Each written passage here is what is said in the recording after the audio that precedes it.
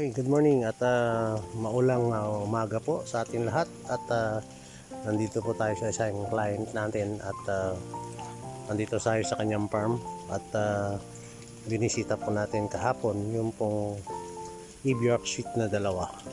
So ito na po yung 3 years, 3.5 years pala. Tinira po natin siya kahapon at yan po yung ginawa natin, nag-prune down po tayo. Yan. At mapapansin nyo po, grabe po ang pasangan namin at dyan po lalabas sa mga bunga. Yan.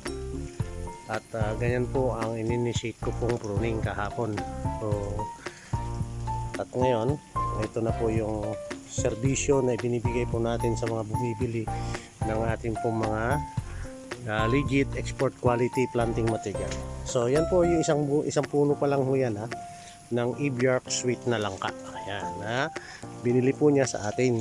So ngayon, puntahan po natin ngayon yung isa pa. Ito.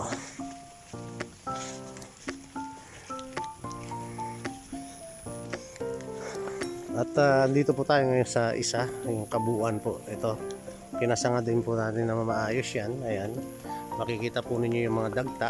Ito. At nagkakaroon na po ng initiation po ng formation ng mga buds ng bulaklak. Ayan ho. So ito po yung serbisyo na binibigay natin sa mga kliyente natin na bumibili po ng ating pong similya. Guided po sila sa mga proper technology and services po ng farm consultation, agris development and services po. Dumako naman tayo ngayon sa Hass. Ito po ngayon yung Hass avocado. Ayan, napakalaki po niya. Ayan. At nagkaroon po rin ng shoots doon sa taas. At ni-start na rin po natin i-prune down ito. Ayan. At ngayon, inobserbahan po natin itong performance ng Hass. Very vigorous po ito. Ito po yung ini-export na lahi ng avocado. Hass avocado po. Legit po yan. So, ayan o. Kasabayan din po ito ng langka. At ganyan po yung